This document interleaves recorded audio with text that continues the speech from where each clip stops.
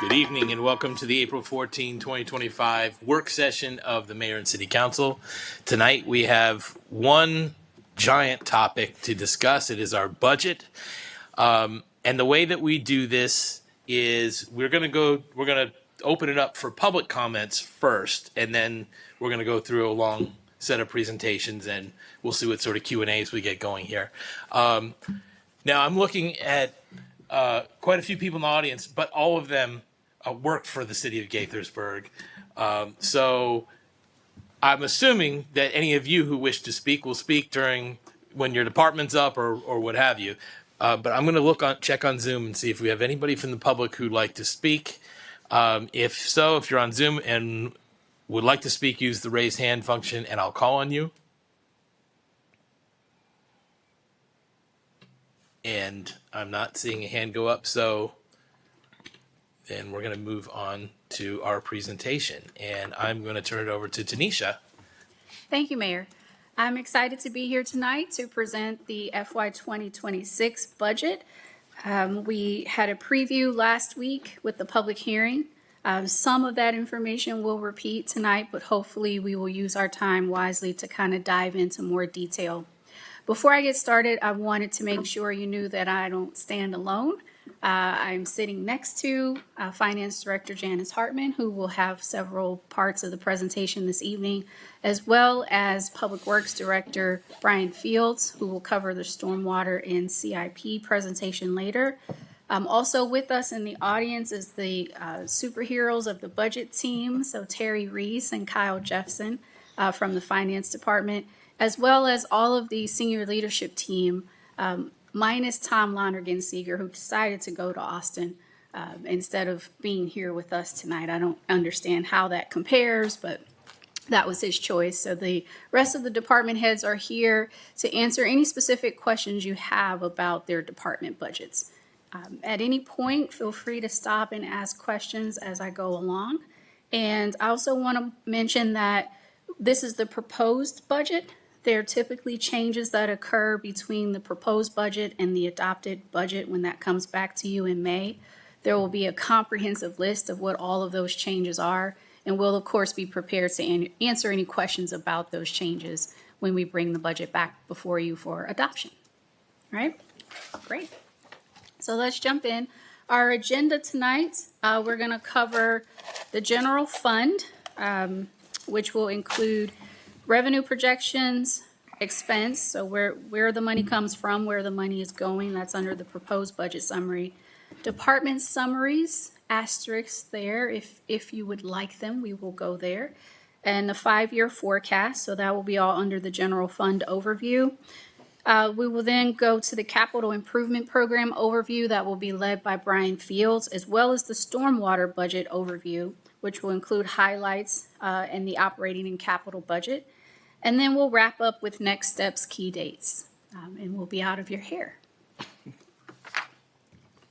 So first I want to jump back to a question raised by Councilmember Harris last week. Before we discuss the general fund in more detail, want to revisit this question. Councilmember Harris asked last week whether the all funds number is double counting anything and whether we were planning to spend $156.2 million, which you see on the right side of the slide there.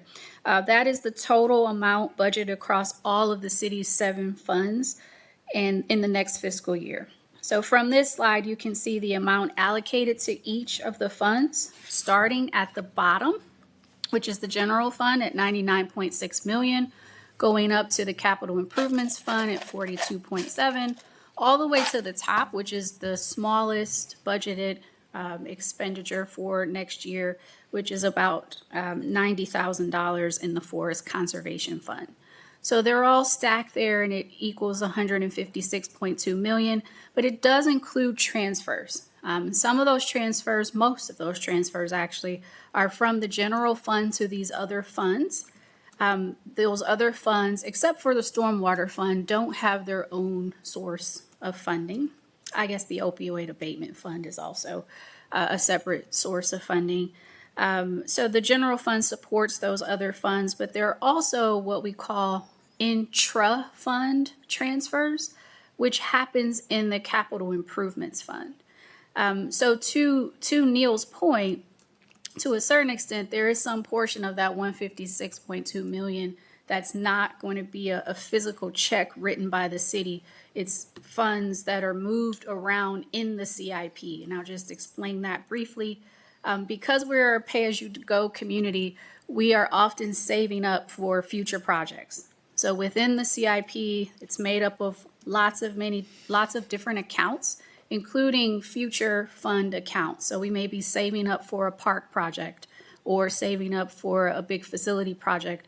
That savings happens in one part of the CIP, and when we're ready to actually execute that project, there's a transfer from that account to the actual project account so that the monies can be spent. It has to show up as a transfer. Those are the rules, but it does add to that amount, and I think it can be confusing. So in the past, I've actually shown this slide, which is the all funds budget with the transfers removed. You can see the difference there between the 156 million. Now we're down to 124.7 million is the all funds total. So all of the transfers have been removed here, except for the general funds transfer to the other post-employment benefits or OPEB fund. Once the transfer happens from the general fund to that fund, those funds become restricted for that purpose only. They can't come back or be commingled or do other things, so that transfer was included. So the amount that we would actually spend, write checks for, if all goes well next year as planned, would be 124.7 million. Hopefully that answers your question. Thank you. All right. All right, let's jump into revenue projections. We'll spend a little time here, as we usually do, just getting our arms around where the city's revenue come from, and we will focus on what I call major sources of revenue or key sources of revenue. So these are revenue that will be at least $900,000 per year or more. So we'll start with an overall view. This chart is showing the history of the total general fund revenue with actuals going from fiscal year 2020 through fiscal year 2024, and then the projected revenue for fiscal year 25 and the proposed revenue for fiscal year 26. So here I want to point out a few things. Since we're looking at total revenue, reappropriated funds from the reserve have been included. The dark looks like orange. It was pink on my slide. The dark orange dotted portion at the top of the bar actually represents the amount of reappropriation.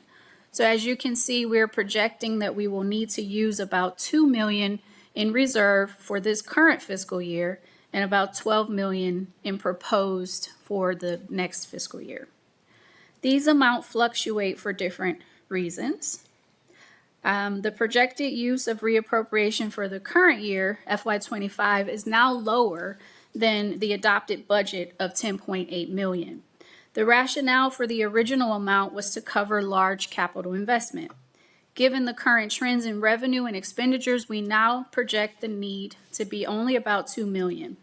The final amount may be lower as we get closer to the end of the fiscal year, which is June 30. The general fund will still transfer the money that has been budgeted as a transfer to the Capital Improvements Fund, but due to higher revenues and lower expenses, we will not need to use as much of the reserve in order to make that transfer. Taking a look at the solid portions of the bar, so this is the light blue color or the turquoise color. You can see a few things.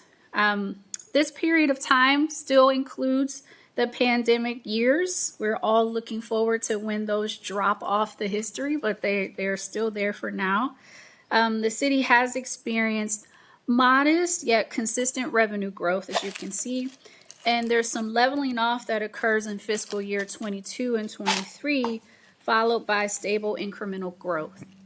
I will note that the revenue in fiscal year 21, 22, and 23 included over $11 million in American Rescue Plan Act or ARPA support, as well as other pandemic funding support from the Federal Emergency Management Agency or FEMA, and the Coronavirus Aid, Relief, and Economic Security Act, also known as the CARES Act.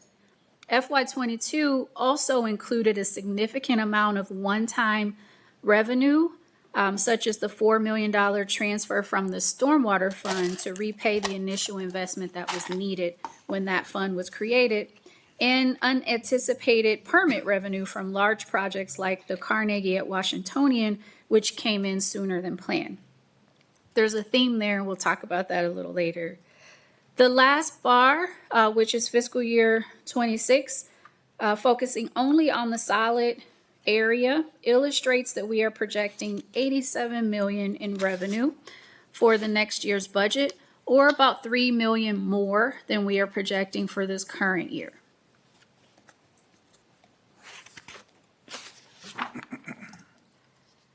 All right. So revisiting a chart from last week, we're looking at a breakdown of the revenues we are projecting for fiscal year 26 by category. The percentages closely track the trends we typically see in our revenue sources from our major revenue, real estate taxes and income taxes, shown here as local taxes and grants and shared taxes, making up the vast majority of our revenue at 70%, or those two large pie slices on the right bottom part of the slide. The slices get significantly smaller as you flow to the left, following those two major sources of revenue, which include the reappropriation amount that you see there at 12%, charges for services, miscellaneous and licenses and permits, followed by other smaller, even smaller portions of the pie for fines and forfeitures and transfers in. So now, next we're going to look at subcategories of these major revenue sources to give us a better idea of where our monies are coming from. So as you look at the online budget book, you will notice that revenue is organized by those categories we saw on the previous slide. Each of those categories have many subcategories associated with them. Tonight, we're only going to focus on the sources of revenue that generate about $900,000 annually or more, as I said before, and we refer to those as major or key revenue sources. These slides will identify the revenue category above the specific source, as you see here, and then the subcategory below. Because there are multiple subcategories associated with the main revenue category, you will also notice some of the categories will repeat on future slides. And you will notice that the percentages will vary slightly from the previous slide because the reappropriation amount has been taken out so that we can get a better look at true revenue. So first up, our largest revenue source, property tax or real estate tax and income tax. As you can see, these two account for 65% of the city's revenue and therefore are pretty important. As you can see, the subcategory under the local taxes revenue category is called real estate taxes, and it's expected to generate nearly $36.5 million next year, accounting for 44% of total projected revenue. This is an increase of 5% over the current year, and we're now in the second year of the triennial assessment process, which is the process where property values are reevaluated and set for 3 years at a time. The city's tax rate, the one that is not increasing for the next budget and has only been increased once in the last 60 years. Thank you. And is set at 26 and 2/10 cents per $100 of assessed value. Is also among the is the lowest of the largest 10 municipalities as far as property tax rates go. So that was all for Mayor Ashman. So you can see that that generates about $36.5 million for us next year. Income tax, which is a subcategory of the grants and shared taxes revenue category, is expected to generate about $18.1 million. This is a 6.5%, nearly 6.5% increase over the current year's budgeted income tax revenue. Though we are starting to see some flattening out, we have experienced growth in this revenue category. Income tax revenue consists of the share of income taxes received by the state of Maryland from returns filed by residents of Gaithersburg, the city does not have a separate income tax rate, but receives 17% of collected county income taxes. We have essentially left this amount flat. There is some modest growth, as I mentioned, but we're starting to see income tax flatten out a bit. As we look ahead, we are closely watching for occurrences in our external environment that could impact our revenue projections. With the exception of the pandemic years, we have enjoyed a stable and growing tax base for many years. Aside from the real and devastating human impacts, in the context of the city's budget, the current events such as the reductions in the federal workforce that are proposed, reductions in federal contract funding, as well as the local real estate footprint of the federal government can all have an impact on our major revenue sources. While the real estate tax isn't directly impacted by the federal government because they are exempt from property tax, the cumulative impact of potential increases in unemployment could also affect income tax collections, but also have an impact on the real estate market as a whole, especially home and commercial values. Councilmember Hernandez asked about our planning related to these external environmental factors last week. In both of these cases of decreased income tax or real estate tax collections, we would have time to plan and adjust our budget as these collections are based on previous year's earnings and values. All right, for the visual learners, these two charts illustrate real estate taxes and income taxes as previously discussed. You can see the stability and the growth of these two large revenue sources as seen over the last 7 years. You can see real estate taxes on the top with slightly more growth in income taxes on the bottom chart, which has started to level off, as I mentioned. So you can see here just our actuals from FY24, 17.8 million income taxes, and we're projecting 18.1 for FY26 versus some of the larger growth that you can see in the earlier years of our actuals. And to be clear, as you mentioned, Tanisha, the upward trend on real estate taxes has to do with assessments, not the tax rate. That is correct.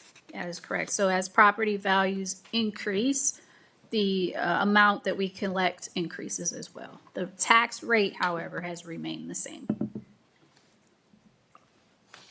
Okay. Moving on to other key revenue sources. Again, these are all going to be sources that generate at least $900,000 annually. We're going to look at 9 of those, 4 of which are on this slide. So there are 2 key sources that fall under the charges for service category. So these are things that we charge a fee to cover some or all of the service. In most cases, it's some. So here you see parks, recreation, and culture programs and recycling collection under charges for service. These charges for service categories are directly connected to the fee schedule, which you'll hear more from Janice about. There are some adjustments to fees that we are proposing for this year, and that fee schedule gets adopted with the budget every year. So we want to bring those to your attention.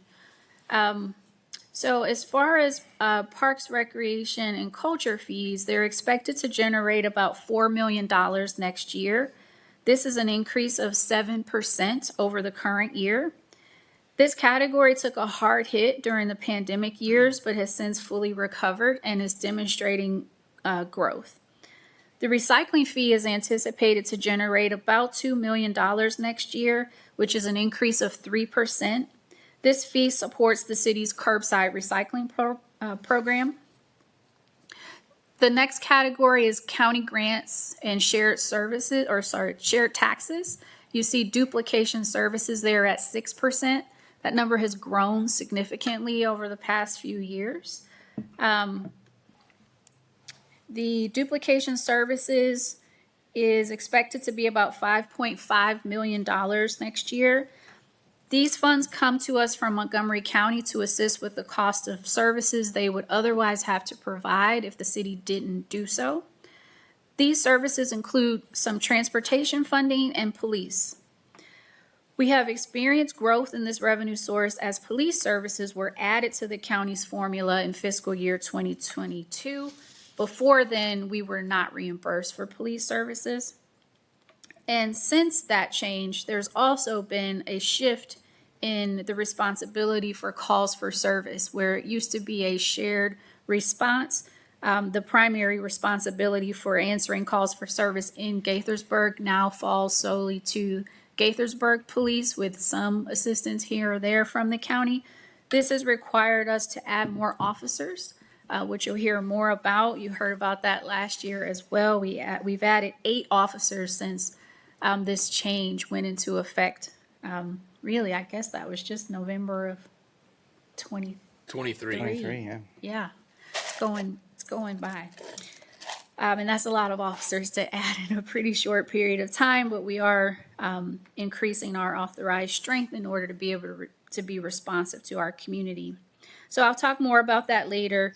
But while the monies from the county do not cover all of the city's costs, the increased funding is very helpful as we continue to grow the force. And then the last key revenue source on this slide falls under fines and forfeitures, and that's the FODAR. That's one way to do it. Combine the word. Photo radar fines. We project to collect about $1.4 million next year, and that's down almost 18% from the current year. This is a revenue source we would want to decline as a result of improved, safer driving habits on city streets, as these are speed cameras, and if we're collecting less, that means hopefully that people are speeding less. So here's the visual of those. First up, Parks and Recreation and Culture Programs and Events. You can see here that faithful FY21, we did start to experience the decline the year before, obviously, when the fiscal year goes through June 30. So this would have been through June 30 of 2020 during the early days of the shutdown. And then here you see in FY21 down to a $1.4 million, and now we're up to $4 million. So we've not only recovered since our pre-pandemic, we've recovered to our pre-pandemic levels, and we've grown revenue a bit there as well. Down below under recycling collections, you can see that we've gone from 1.4 million in collections in fiscal year 20 up to 2 million, so not significant growth. This revenue source grows by either increased households, so adding households to the city that can participate in the curbside collection program, or fee increases. So we did have a slight increase in the fee 2 fiscal years ago. Janice will talk more about what we're planning for this year. And then we did bring on more households in this time frame as well as new neighborhoods came online. So we expect to see tapering of that amount, unless, again, when Lake Forest comes online or other larger developments that are eligible, you will see that number increase again.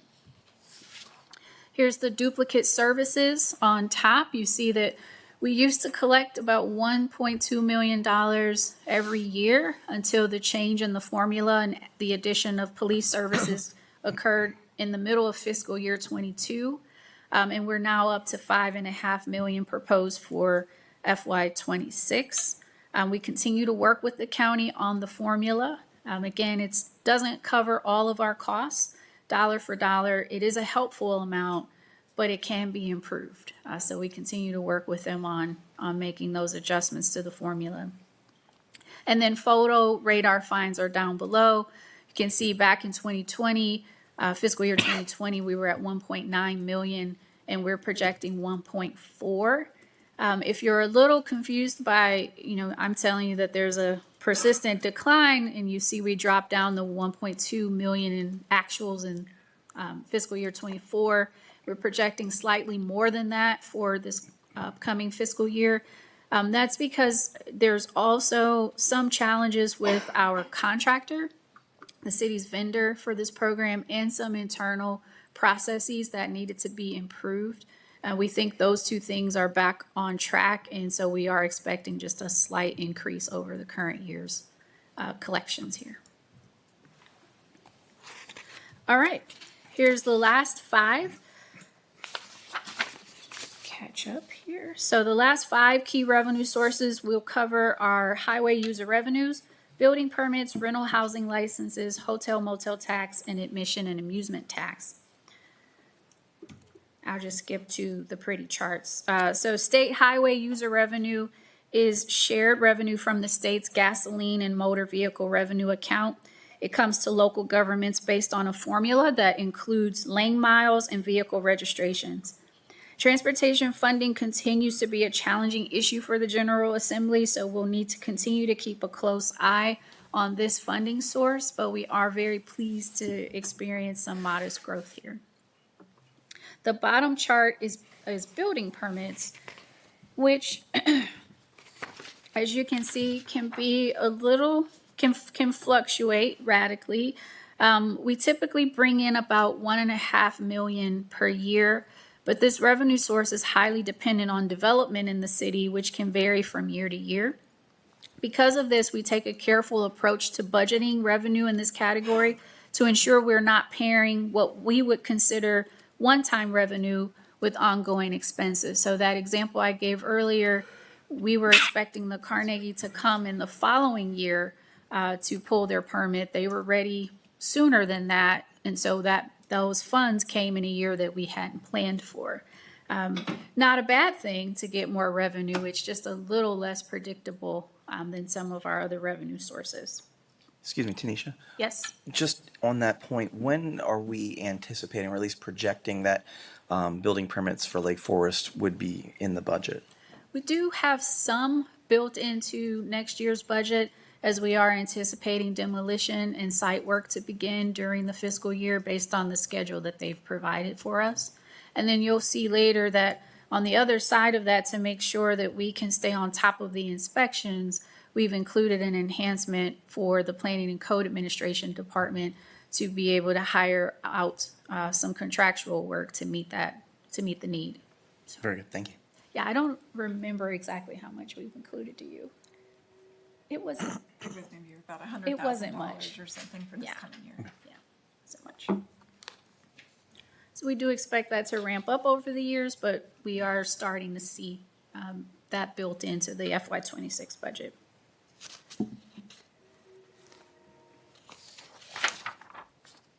That was my note, Jim, so you were right. You were right on schedule.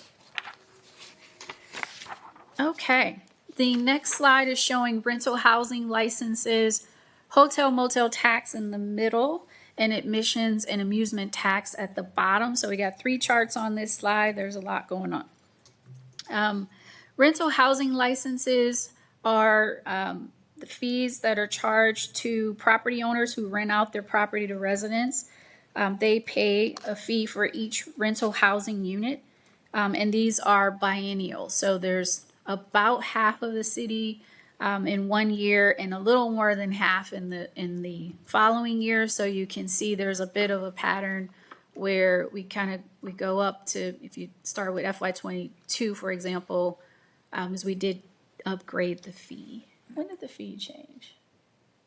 Fee changed. That was in there, and then 23. COVID also had an And then impact on COVID when had an licensing impact. rolled over. Yes. So So you can see it kind of stays right around 1,900,000, but it goes up sort of every other year. In the even years, it's higher than in the odd years, just how the city is broken down. On the hotel and motel tax, these bottom two charts were also significantly impacted by the pandemic. You can see they have that identical V here that you saw in the Parks Recreation fees. So they were impacted by the sharp down, and you can see the sharp downturn in FY21, but they've also fully recovered, and both sources have brought in about $1 million before the pandemic. Hotel motel taxes are generated by a 2% tax on all hotel or motel rooms in the city. Admissions and amusement taxes apply to gross receipts of various categories of amusement, recreation, and sports activities in the city. This category has more than recovered. As you can see, we've gone to 2.3 million is our proposed forecast for next year.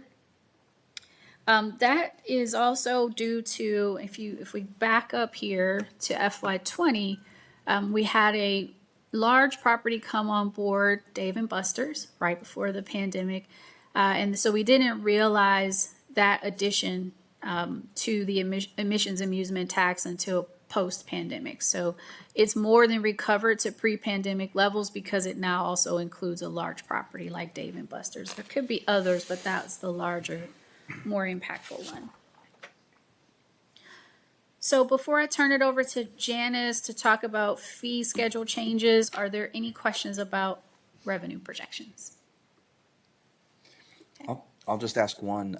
I mean, it's only about $1 million of our budget, but with the concerns with the tariffs, and we're seeing just nationally a decrease in tourism in the United States, you know, a little bit concerned that may trickle down into some of the local economy, particularly if we're not seeing as many visitors from abroad coming to the DC area, for example, and staying here in the city. So while it wouldn't necessarily be an enormous impact to our budget, obviously that is something that we could see going forward as this uncertainty continues.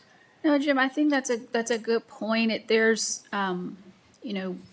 sort of discretionary income categories that, while they're not huge parts of the budget, we do rely on them. And as discretionary spending declines for lots of reasons, be those tourists or visitors or residents, we could see an impact in things like admissions amusement tax or parks and recreation program fees, for example. A revenue question on real estate property tax estimations and folks appealing due to the very high STAT valuations. When do the appeals typically hit? And have you seen a change in the trend in the number of people appealing their valuations? Yeah, the appeal process was last year. Yeah, we did just recently get a letter for high dollar appeals. And I can't remember the timing of when those would be decided, but the past couple of years when we've received that list of high dollar values, it's been a very small percentage that actually change. So just based on that trend, I would Percentage think of properties or percentage of value? I guess maybe one property had an appeal that got approved while there were like 20 others that were not. So I guess based on properties that went through. So. Okay. So the estimates here take into account or account for the expected or historical appeal cadence that we've been seeing? Yeah, there's an estimate in there. So we know the assessed value, and then so we factor that down a little bit for potential appeals and such like that. We did more of that in this current year's budget. Yes. Because that's where we would typically see the most appeals occur at the first year of the triennium. But is the whole city under or is the city divided in pieces? So you could have theoretically an appeal for different properties depending on where they are under 3 years, or is the entire city under the same 3-year cycle? I think it's the entire city. It's the entire city. Okay. Yeah. Those are all really, again, things that don't happen in other places. Yeah. That make it easier for us Yeah. to project and predict. Yeah. Thank you. It's very helpful. Okay. Janice. All right. So when looking at the proposed fee schedule, you'll notice that there are lots of proposed updates for the planning and code administration fees. While changes were made to fees for licensing, permits, and plans, most of the updates are within the permitting section. Updates include adding clarifying language where needed, such as per unit, or adding new housing types based on the current market trends. There are increased fees to cover increased staffing costs over the years since the last time the fees were updated, while still remaining competitive with permit fees in surrounding jurisdictions. We are also combining fee subcategories into one for ease of use. So for example, the fees for the fuel tank previously included 4 subcategories, which included a new install fee, a removal fee, a temporary fee, and a remove and replace fee. Now under the current fee schedule, these will all be grouped under just one subcategory. Finally, fees that repeated throughout several different categories were removed from all of those categories and created one new category under a general category. And these fees include such things as revisions, extensions, and re-inspections. And this it will hopefully make the fee schedule easier to read and understand. And then we move on to the Parks, Recreation, and Culture, and they only had a few updates. These include rental fees for the Arts Barn recitals and Kentland's Mansion socials. These increased to keep fees comparable with similar rentals. Admission fees for the water park daily admission increased by $1, and a range was also established to allow for flexibility in future years as seasons typically cross fiscal years. Under the program, class, and lesson fees, a nonprofit fee for event permits was added, and the vendor event fee ranges were updated to better align fees with the various event types. And then finally, as Tanisha touched on earlier, there was an increase of $3 from $140.56 to $143.56 for the recycling fee. This is to keep the fees in line with the continuing increased costs that we're experiencing with our recycling contracts and bins and all the fees that go into it. So I think that's all. So a lot of the changes that you'll see in the fee schedule when looking, there's a lot of red, but mostly it's reformatting and regrouping things along with the few increases. So let's turn back to Tanisha. Okay. Thank you. All right, so we're going to shift our focus to expenses, or how we're planning to spend money in the next fiscal year. I'll spend the rest of my time with you here before I turn things back over to Janice to cover the 5-year forecast, and then to Brian with the CIP and Stormwater Fund to close out today's workshop. So the FY26 proposed budget summary. As we reviewed last week, the proposed FY26 general fund budget is $99 million, which includes transfers. This is up 1.3%.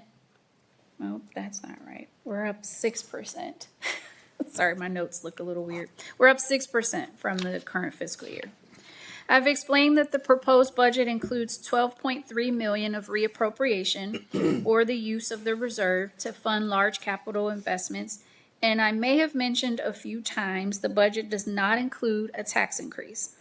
Our budget is aligned with our priorities, which includes the city's 5-year strategic plan, mayor and council priorities, and the biennial resident survey, all of which I will cover in the next few slides. Most importantly, this budget invests in our people, the amazing employees who deliver outstanding service to this community every day.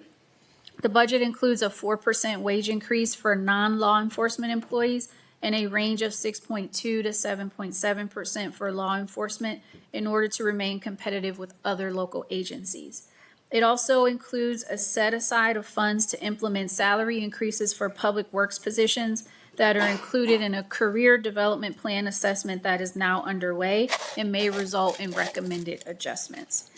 The proposed FY26 budget also includes several new positions that will be covered and a $3 million transfer to the Other Post-Employment Benefits Fund, or OPEB, to support employee retirement. Finally, this budget proposal includes record levels of investment in the city's infrastructure and facilities. With the FY26 budget proposal, we are making sure that we're maintaining and in some cases enhancing our core service delivery and supporting the people who do it. With an eye towards the instability ahead in our economic environment, I would call this budget, aside from the record levels of infrastructure investment, a no-frills budget, while prioritizing the things that are most important to the mayor and council and the community. Okay, so what are our priorities? Let's talk about how we're aligned with them. As you know, the strategic plan underwent a refresh during the fiscal year 22 budget season with an all-hands planning effort, including input from the mayor and city council, city staff, and the community. The strategic framework was implemented with the FY23 budget and will guide our decision-making for the next few years in pursuit of our vision. 9 strategic outcome areas were defined, along with key strategies that are being pursued to advance or achieve each outcome area. These priorities are reflected throughout the proposed budget. For the FY26 budget development, both enhancement requests, so those are requests for operating funds above and beyond that required to maintain your current level of service, so those are enhancement requests, and new capital project requests identified the strategic outcome area that it supported. So each request was carefully evaluated against established priorities and estimated available resources in consideration of whether the expense would require one-time or ongoing funding before being approved. The following is a summary of the strategic outcome areas. They are safe and welcoming community, vibrant culture, economic development and redevelopment, environmental stewardship and sustainability, equitable outcomes, viable transportation options, fiscal responsibility, great place to work, and excellent city services and facilities.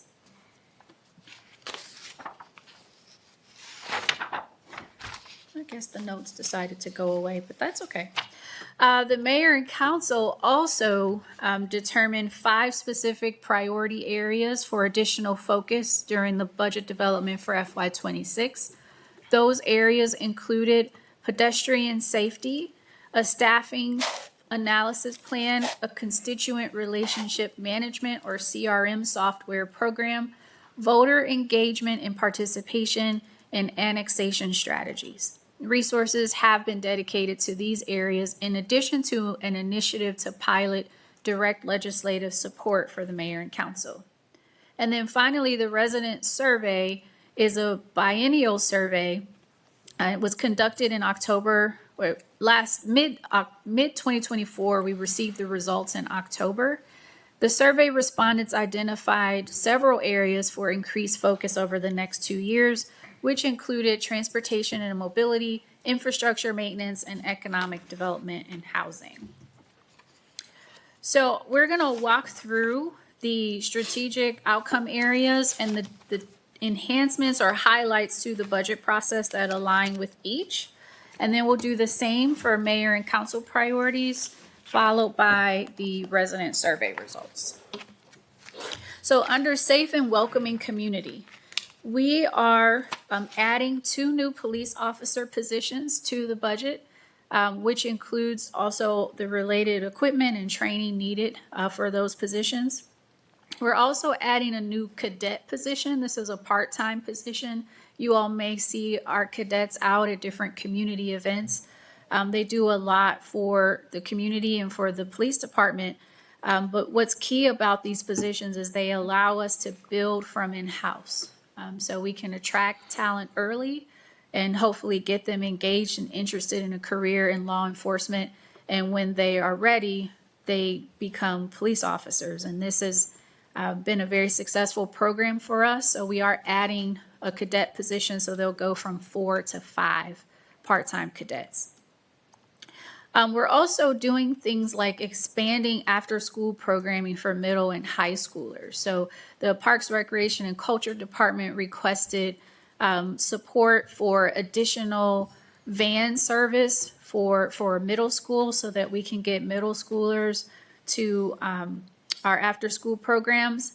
And then I think we're also doing a bus for bringing high schoolers to the student union program, and there's some changes or additions to the student union program that were piloted in this current fiscal year that we're adding to provide more options after school for this age group.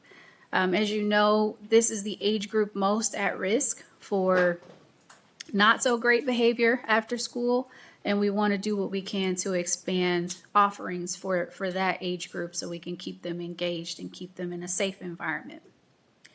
Under vibrant culture, we're expanding Parks, Rec, and Culture classes. The one that I want to highlight is Let's Cook at Casey. It's one of our most popular programs. The wait list is off the charts. It's a great program. You'll hear more about that program and others when we do the multi-generational feasibility study, but part of the evaluation was looking at our program demands, and that one is certainly high in demand. It was contracted during the pandemic, and so we're actually just moving back toward pre-pandemic levels, but adding more classes there I think will be very helpful. We've also increased part-time hours at the community museum to make sure we have adequate coverage for the splash pad outside, and can still maintain the school visits and other special visits that we have at the community museum. Under economic development and redevelopment, as I mentioned before, we are anticipating site work, demolition and site work to begin at Lake Forest Mall site during this fiscal year. We want to make sure that our inspectors can maintain their regular workload and meet the demand of this really large project. So we've added funds to the budget for them to be able to add some contract support for inspection so that we will always be able to maintain and meet the needs there. There are others in this category, but they actually fall under stormwater, so you'll hear more about that later. Environmental stewardship and sustainability.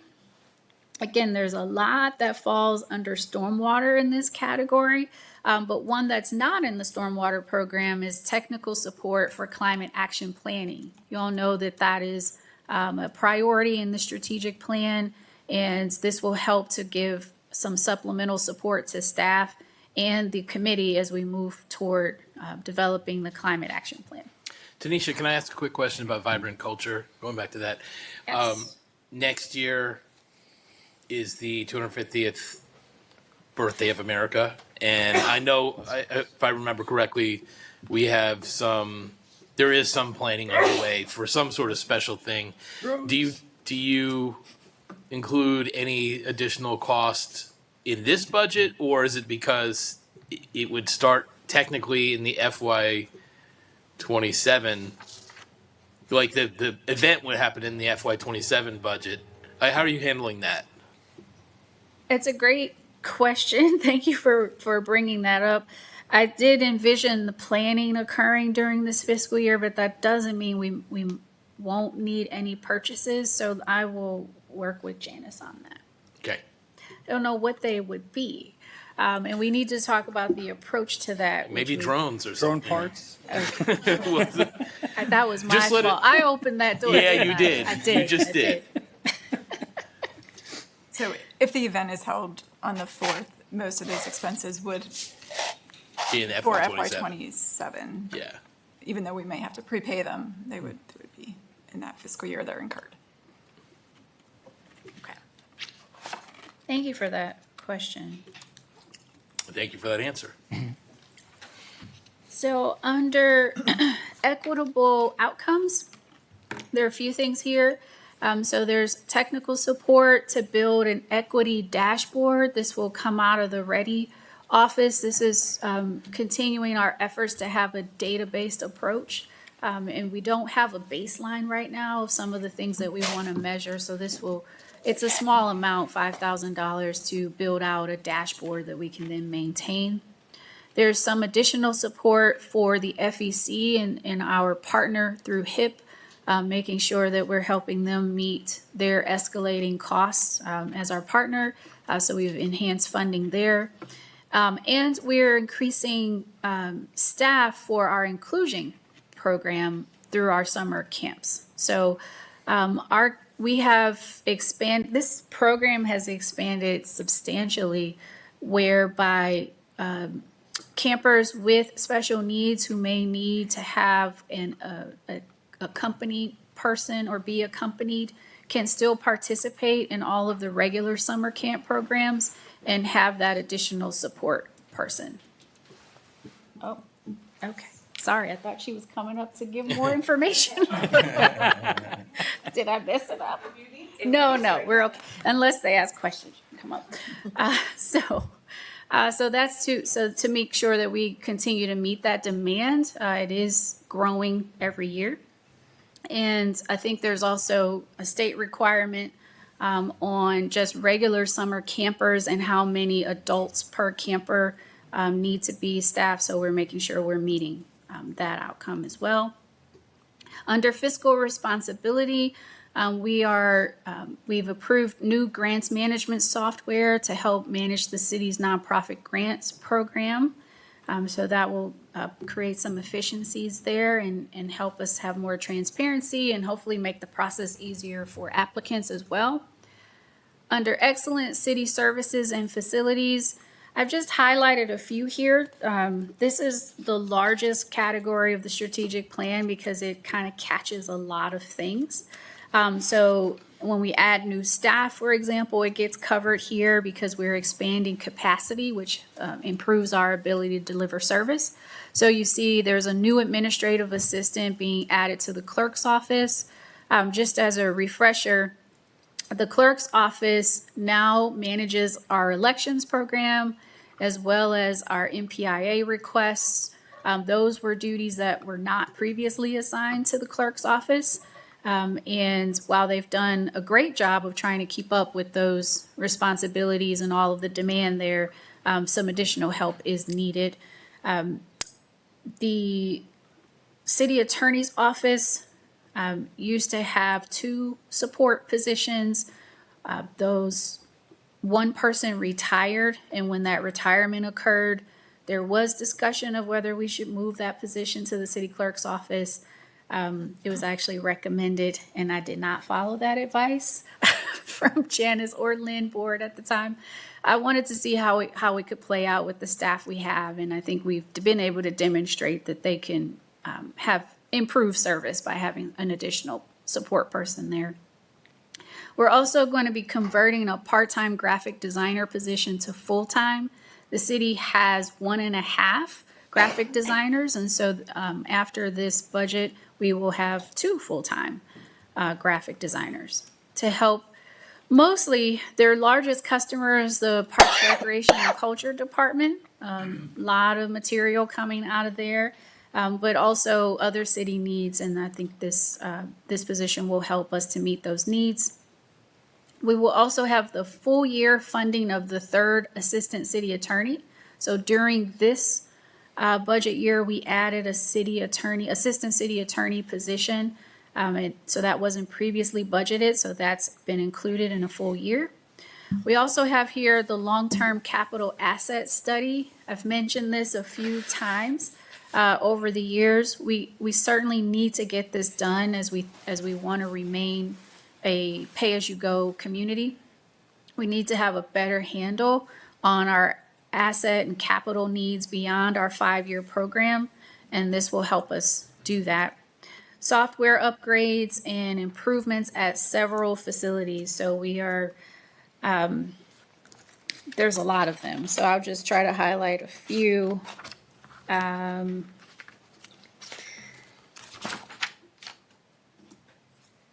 We're doing some upgrades to ViewWorks. We've got, we're adding platforms to our existing onboarding system to help with background checks and other learning and onboarding for staff. We have additional upgrades to Laserfish, which is our records management program. So lots of software upgrades to help us be more efficient with our time. And then there are improvements at facilities that exist outside of the capital improvement program. So things that go into the capital improvement program have to meet a certain funding threshold. So things that fall below the 50,000 is usually the amount is in the operating budget. One example of that is we needed to clear out trees at the water park, and now there's no shade in a large portion of the water park, which if you've ever taken children to the water park is not a great thing. So we're going to be adding shade back into the water park, for example, as one example of improvements at facilities. And then great places to work. We've already talked about the salary adjustments that we're going to be making, which I think help us maintain some competitiveness in the market, though I think our differentiator is our organizational culture, and that's been helpful for us. As other places, for example, have double-digit vacancies in their police department, we have none. And that is not just a regional phenomenon, right? It is It is incredible, and I give credit to the org culture that Let the exists. record show that there were a few claps here at the dais about Amazing. that. It's amazing. All right, so let's shift to mayor and city council budget priorities. We'll notice that some of these in the list don't have dollar amounts next to them. That's because the plan for the fiscal year is more analysis that need to be done, so that's just staff time. And then there could be budget allocations that follow in subsequent fiscal years. So at the top, pedestrian safety, these funds are budgeted in the CIP, and I don't want to steal Brian's thunder, but I will say that we have 7.2 million funded or proposed for the next fiscal year, and if you look at the full 5-year program, it's $19.7 million pedestrian safety. The staffing analysis, so this priority is related to getting a better handle on existing demand and need in the community and whether we are staffed to support that and meet that need. So that is estimated to be about $100,000. The CRM program is initially going through analysis during the fiscal year. The city has several existing programs that may or may not meet the need for this, and so we want to make sure that we fully evaluate those options and also fully evaluate what's available in the marketplace. So there could be costs that come later for that program. Hey, Tanisha, question on CRM. Is there, I don't know if you do placeholding, but if you found an amazing CRM, if your staff found an amazing CRM program in the middle of the year or earlier on, and it was 100K or 200K, would we have been better off to put placehold something now, or would that then kick it to the next year for funding? So I don't think it's likely that would happen given the workload of the staff, right? We also made sure that we could give adequate time to the analysis. So there's a pretty defined approach to work of how the analysis will go. So I don't think that we discover something sort of mid-year and want to buy right away. In the rare event that that does happen, we do have contingency funding in the budget. However, with all the uncertainty in the economic environment, we think we may need that contingency funding to cover increased costs from tariffs and that sort of thing, especially as we have all of these large construction projects in the next year. So we have contingency funding if that amazing opportunity comes along, but we have really spread out the planning so that it will take most of the fiscal year. And then enhanced voter engagement and participation. There's additional funds added to the budget for additional marketing and communication and education. The other piece that's in here is a consultant. So we don't want to just market to market. We want to try and understand attitudes and behaviors first. So we want a study done to see if we might understand why or why don't Gaithersburg residents vote.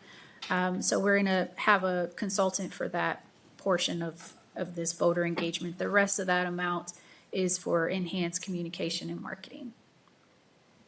You look like you have a question, Jim. No, I'm thrilled Okay. to see it. I know, All right. just thinking back to the conversation we had about that, I'm thrilled to see that. Thank you. And then the annexation strategy is another staff time priority where staff will be evaluating options. All of this was laid out in a memo that I sent you all. So if you need that memo again, let me know. Or if you have specific questions about the plan of attack for all of these or any of these, just let me know.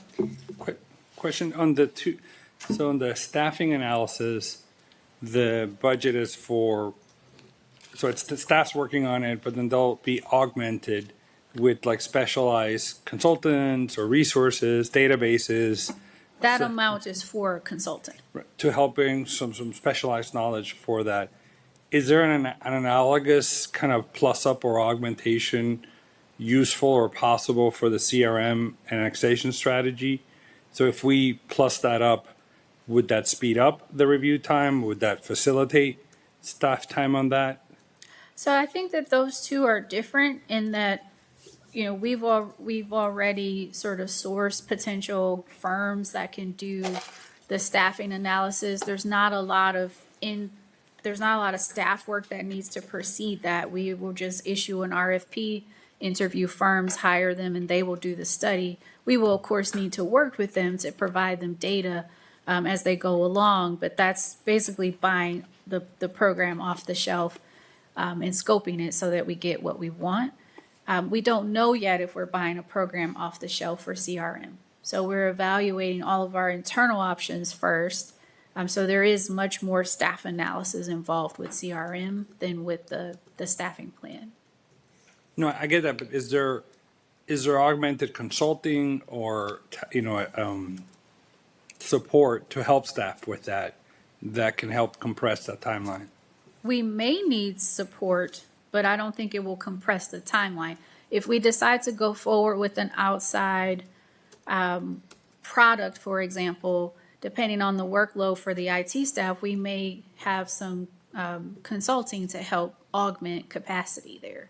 So that could happen, but it doesn't need to happen in the next fiscal year. Go ahead. Tanisha, for the CRM program, you said it may be an off-the-shelf product. If not, is there something in-house that we would look to enhance? So the issue is we have many systems, and many of them have CRM-like capabilities. So the question becomes, can any of those meet the need? Can they connect the data that we want in the way we need it to connect? Does it have the resident-facing capabilities that we want, the reporting? If it's a public works system, are we able to easily connect it to planning and codes system, for example? So there's a lot of, each major department has a system, has a Okay. major system, right? And those systems all have customer relations type of capability or citizen portals, that sort of thing. So we need to do a lot of legwork around what will work, what can work. And if it doesn't work, then we go to outsourcing. Okay, and just in discussions, are you talking with the vendors? Because my fear is every vendor will say, oh, absolutely. We can build it for the whole system, for the whole city. For the ones that you have in-house, are you talking to the vendors to say, here's what we're looking for, can you meet the need? Not just talking to, but there will be demos, Okay. in some cases, we need to make sure we even have access to the data. As you know, in your day job, sometimes the SaaS, you can't, the way the agreement's written, we won't have the data, and if we can't get the data in from other places, that won't work. So there are a lot of pieces there. Ruth, I don't know if there's anything you want to add. Is there anything you need to add, or did I cover it? You cover Ruth, Okay, come up. Oh, she covered She it? said Okay. I covered Okay. Yeah, cover Okay. majority. We do have a lot of system that has that capability, so we really need to look at which one would fit the city. Tanisha, the could you best just repeat fit. that on the microphone? She essentially said what I said was we have a lot of systems and we need to evaluate what actually capabilities they have and whether they can talk to each other and that sort of thing. Okay, all Engineer right. some of the processes. All right, that's a big lift, thank you. Indeed it is. So if you're curious and you want to review page 3, I think it's page 3 and 4 of the memo kind of outline the timeline and approach for the CRM. And there are 5 phases to it. It's probably the most detailed plan that's included in the memo. All right. Resident survey. I had to try to get back to my notes. So as I mentioned, we conducted a resident survey mid-2024, received the results in October. Those results, the questions essentially asked residents not just if they were satisfied or how satisfied or dissatisfied with our service delivery, but also to prioritize areas that they think we should focus on for the next 2 years. So 3 areas emerged as the top 3, and those were transportation and mobility, infrastructure maintenance, economic development, and housing. And then there are actually more specific categories within each of those larger buckets. So as we asked them, what we should focus on within each of those categories for the next 2 years, we received information like under transportation and mobility, for example, they want us to focus more on an efficient traffic, on installing or maintaining efficient traffic signals, the ease of getting around on city roadways, and the availability of pathways for walking and biking. So again, not to steal Brian's thunder, you'll hear more about our planned projects in these areas during the capital improvements plan presentation. The more specific priorities under infrastructure maintenance include maintenance of city streets, maintenance of sidewalks, all of which you'll hear more about under the CIP. And then finally, under economic development, the specific priorities that were called out were affordable housing, efforts to plan, manage growth, and efforts to improve existing commercial areas and corridors. So while there aren't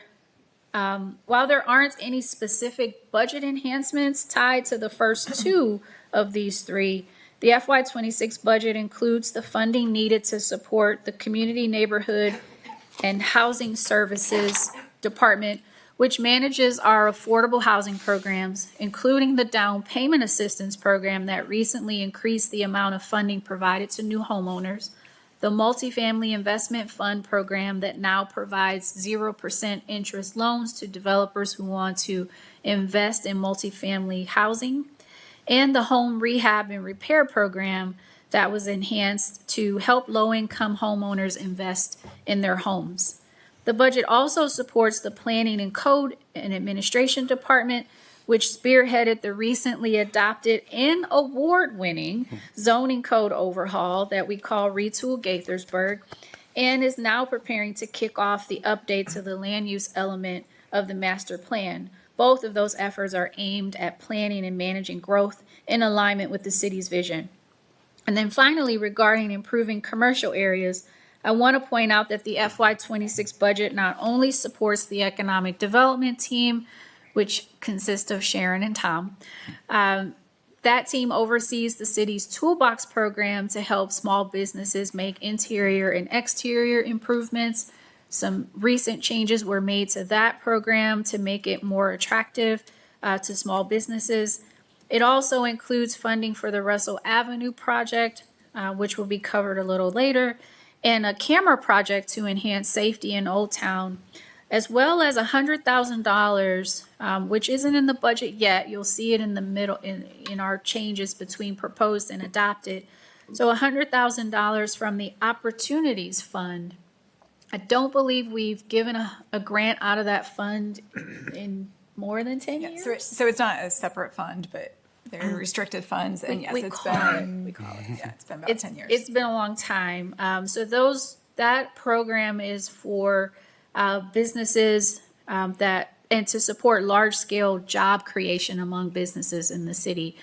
So we are currently working with a league that appears to be a go to relocate to the city and create more jobs. We will be one of many partners in that project. So I think all of that connects to the resident survey priorities. All right. So now that we've covered many of the highlights in the operating budget, I wanted to zoom out a little and put them into context. This is another chart from last week's presentation, which shows the breakdown of how the $99.6 million will be spent. I won't spend a lot of time here, and I'll just point out a few things. The personnel, obviously at 52%, is our people, and that makes up the vast majority of our expenses, as we are, there we go, a people-centered operation. Personnel services are increasing by almost $1 million or 6%, which covers the general wage increases and other benefits for employees. The operating portion of the budget includes things like supplies, services, travel, training, facility improvements on a smaller scale, smaller equipment. It's increasing by 5% or about $900,000. And transfers are budgeted at $27.5 million, which is up 49% from last year. So you can see how those things make up our total budget. In the next few slides, I'll cover a little more detail about the cost drivers in each of these categories, some of which has already been mentioned, so I think this will go rather quickly. So what are the main cost drivers of the personnel budget? Headcount, wages, and benefits are always going to be the main elements here.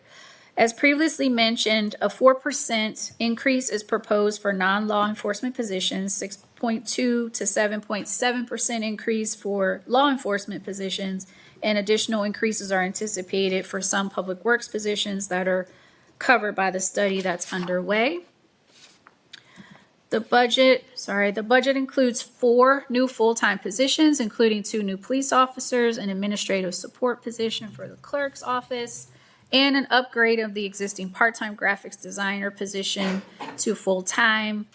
The FY26 budget also includes a full year of the assistant city attorney position. Finally, we're currently estimating a 6.3% increase in health insurance costs. We're awaiting final numbers, so this may decrease slightly. Unlike last year, we were awaiting final numbers and it went up substantially. So we are expecting a slight decrease from that overall increase.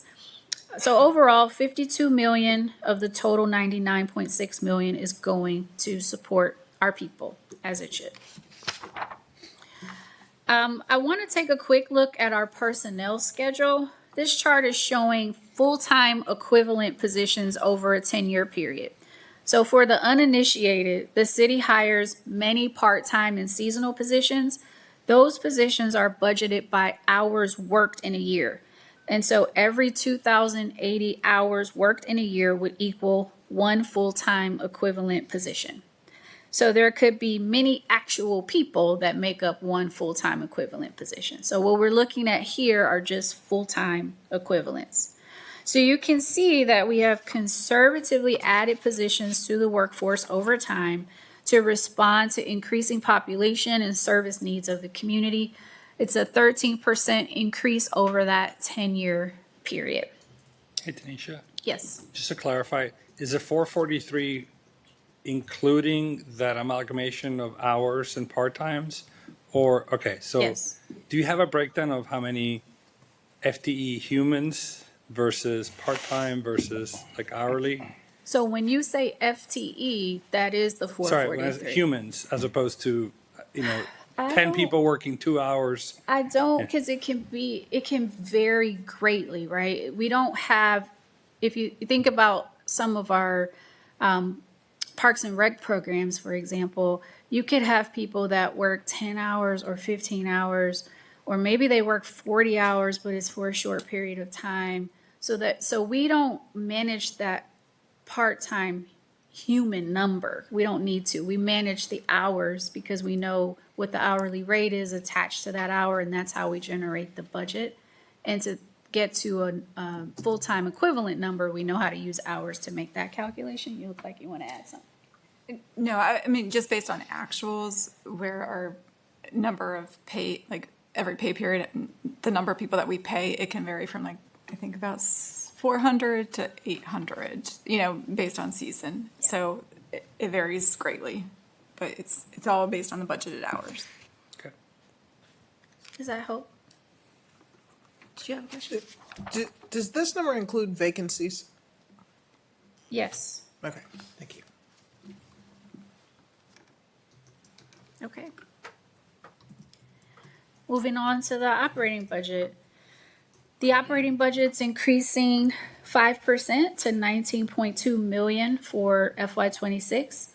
There's 6 cost drivers in the operating budget this year, though the cost drivers can fluctuate on an annual basis. For example, this year we don't have any major projects going in, but the HVAC improvements that are in this current budget was a one-time project that you would see the budget increase for. Then once the project's done, it comes back out. So this can fluctuate a bit. So there's consulting that's increasing this year, $305,000, which includes the staffing analysis and long-term capital asset study. Professional services is also increasing, oddly, by the same amount, just about, for additional professional contract services, including contractual increases to existing contracts and new contracts. Utilities are also increasing, both as a result of rate increases in the case of power, but also accounting for the addition of 12 South Summit Avenue, as we'll be taking over the management of that building, which means we will also take over the utilities for that building. We're also taking over some of the revenue from that building, so that's a good thing. And then we have software subscription increases it's going up by 8%. Again, mostly contractual increases, some new software. Postage is increasing mostly as a result of the 2025 election mailings.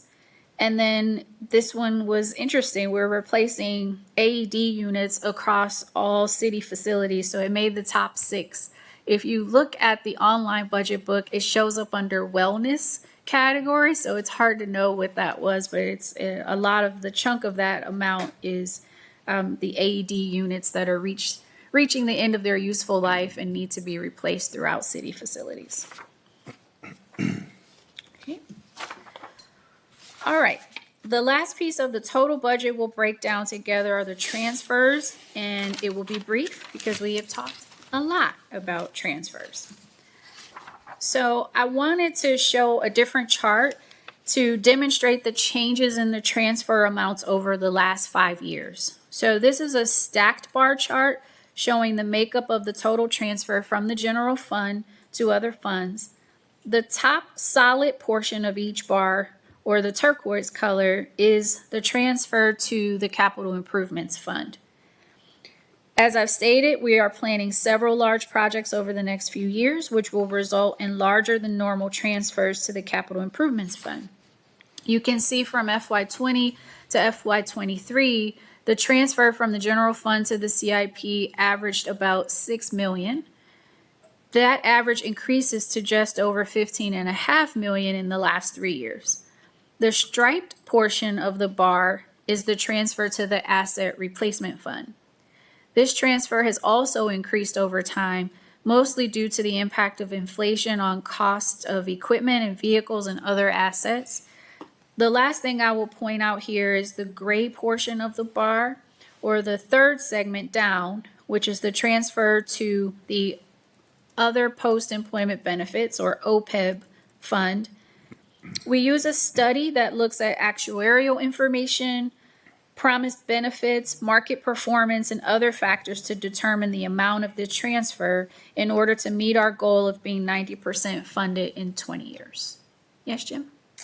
Yes, I know we've had conversations about OPEB in the past, as far as, previously where we over delivering to those funds. And you can see we cut back in 23 and 24, and now we're saying we need to increase them again. So you could just talk a little bit more about what the study found and why that change needs to happen. Yeah.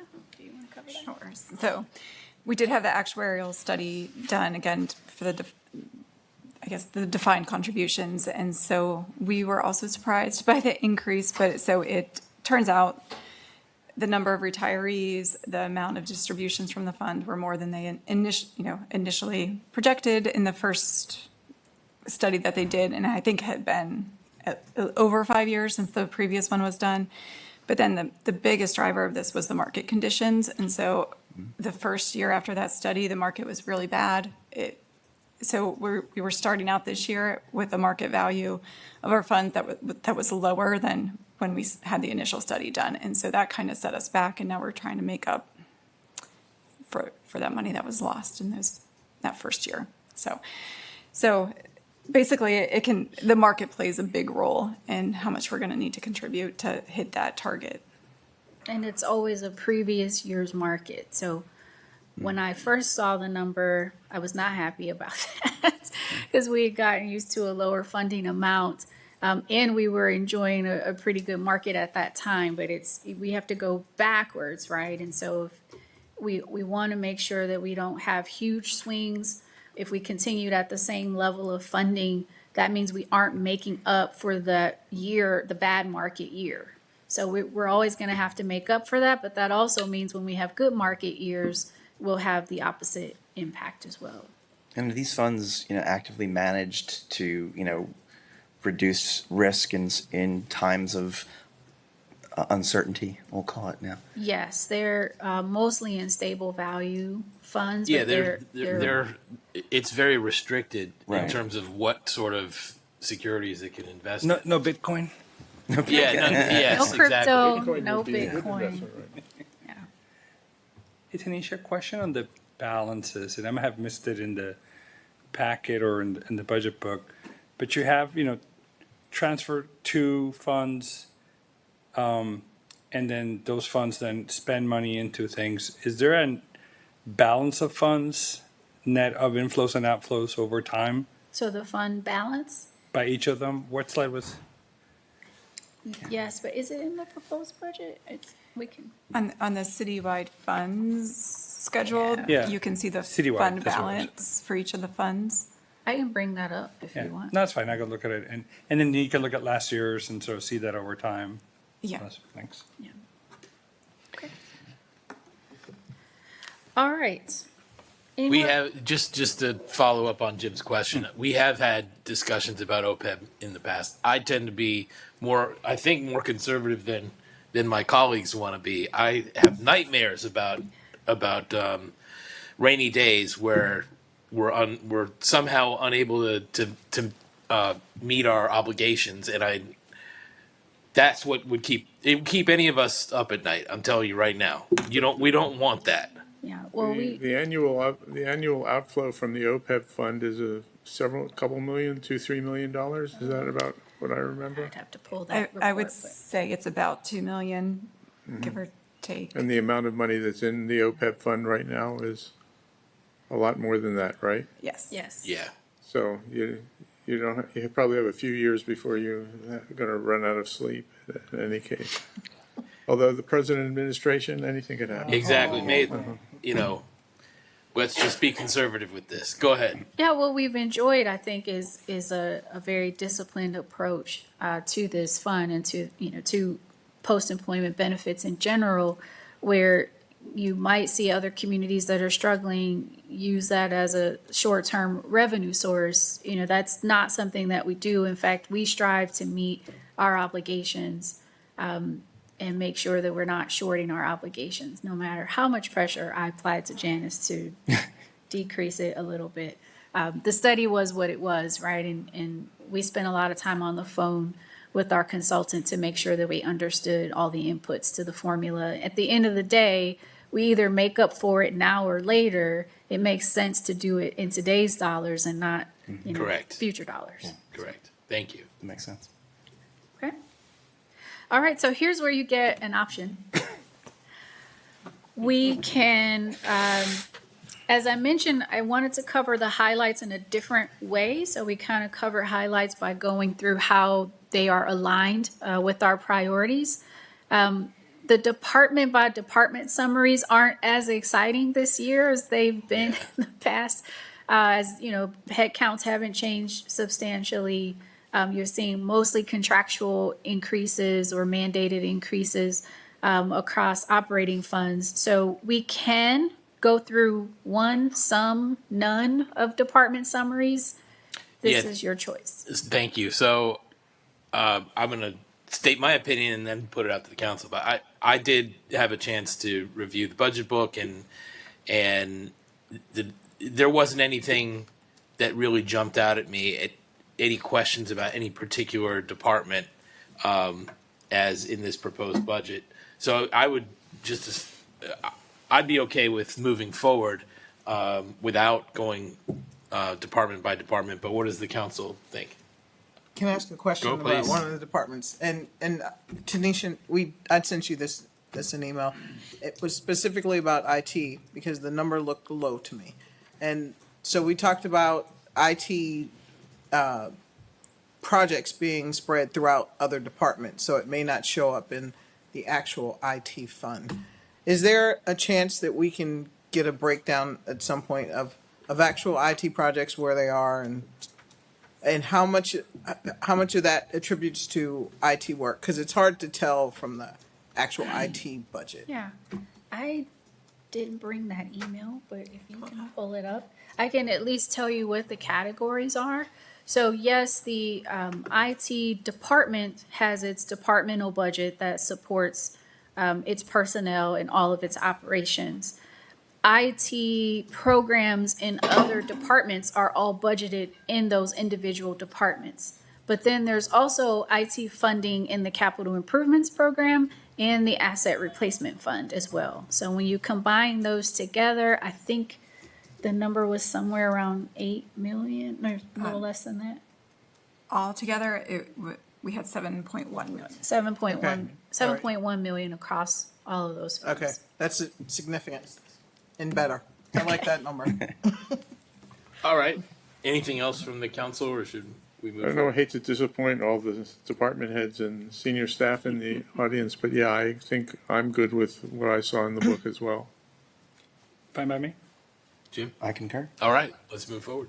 Okay, so for the public viewing, if you want to dive into department budgets specifically, Janice did a good overview of how to navigate the site on last week's meeting, which you can find online. And then if you use this link in the presentation, it'll take you to the department budgets as well. So you can look at all of the detail of every single department.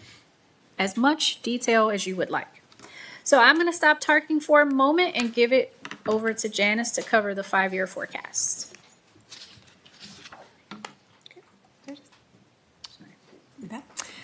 They're leaving the Okay, the city's 5-year plan. Like, we're free. Oh, there it is. Wait a second, they may have questions at some point. Well, for now, we're not done. I think they are. You're on your own. Get them back in here. Ruth. Go get them, please. Grief. As long as Brian's still here. Yes. Okay, go ahead, please. All right. The city, they just don't want to listen. So the city's 5-year plan gives a general idea of the city's financial direction and provides a view of the medium-term outlook. General principles for the anticipated behavior of revenue and expenses have been developed with some revisions for each year based on the most recent data available. The more certainty we have about the behavior of a revenue or an expense, the better we are able to predict how that revenue or expense will look in the future. Some revenues and expenditures are consistent and predictable from year to year, while others are more volatile and can have large swings based on current economic conditions or based on one-time projects. The 5-year forecast does not take into account one-time revenues or expenditures that have a high degree of uncertainty. When looking at the 5-year plan in the FY26 proposed budget book, you'll notice that we show continued use of the fund balance between FY26 and FY30. The primary use of the fund balance is to cover transfers to our capital improvement plan. While we show continued use of the balance does not go below the fund balance target, which is 25% of the average expenses for the prior 3 years. Staff will continue to refine the details of the 5-year forecast annually to ensure that the recurring expenditures are paid for with their recurring revenues and that the city maintains a structurally balanced budget. Thank you. So next we'll go over some of the assumptions that went into building the 5-year plan. Assumptions were modified to capture the changes throughout the 5-year period. Generally, in prior years, the same percentage increase was used for all 5 years.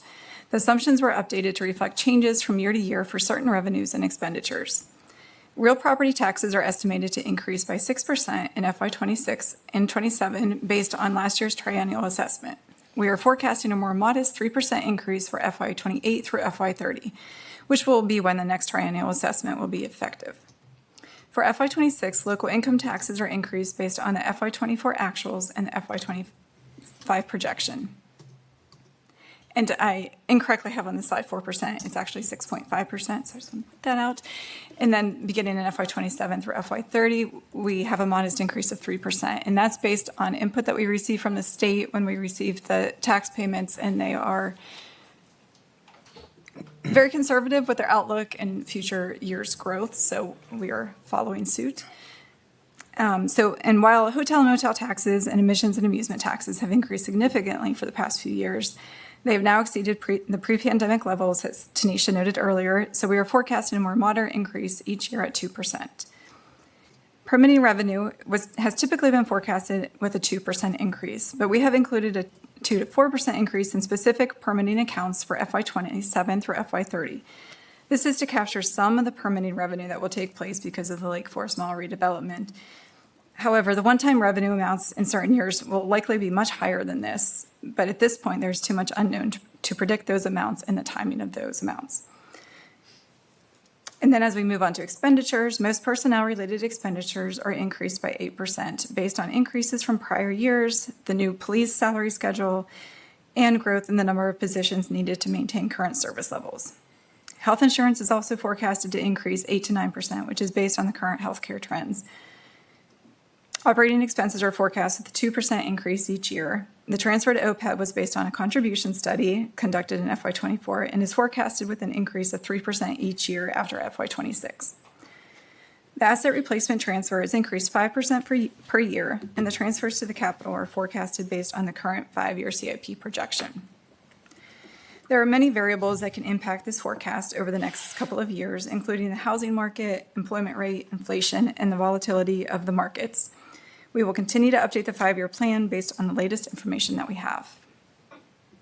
So I think that's all I have for that. Do you have any questions?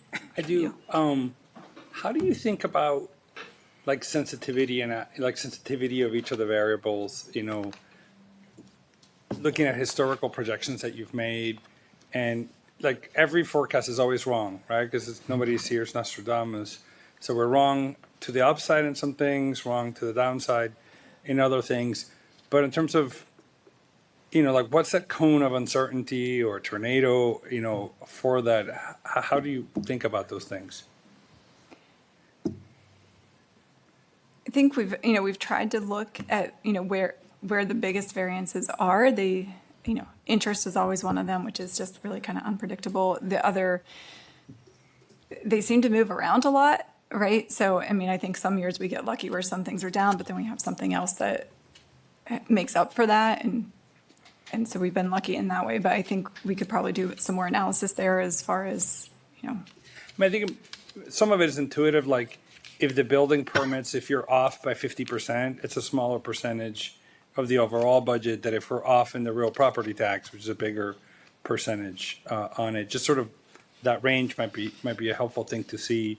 At least even if you just go back the last 5 years, how far did that range? It's probably not more than, I'm going to guess, you're not off 50%, right? On it. So that kind of cone of uncertainty may be a little tighter. right. And I mean, usually the budget, while we have some of these like the interest, exceeding the budget, usually most of the revenue items are relatively close. I say less than 5% different, but it is this 5-year forecast where it's like you get, these random things that pop up that were unknown. Well, at like the the time. Carnegie, or if Lake Forest comes in earlier or later, that property value or the property tax is coming in. Yeah, I think the other thing I want to point out is this is the third budget after we made some adjustments to these assumptions. So on the revenue side specifically, it was much more conservative. I think we had real property tax in at 3%, even, and this was Prestige Janice and I. So, these are adjustments that we wanted to make. But we had real property tax in at 3%, even though the actuals for extended period of time exceeded that amount each year. So we've made that adjustment. Then you see here, using that same example, we're not seeing a lot of market disruption right now, right? And we would hope that that maintains, but I think we all can just anecdotally know some of the growth and values in our market isn't necessarily sustainable. I don't know if we could continue on that trajectory even without the disruption that's happening in the local economy. So when you add that in there, I think dropping down to 3% in the latter part of the forecast feels like the right move to make, because it's just volatile from where we sit at this moment.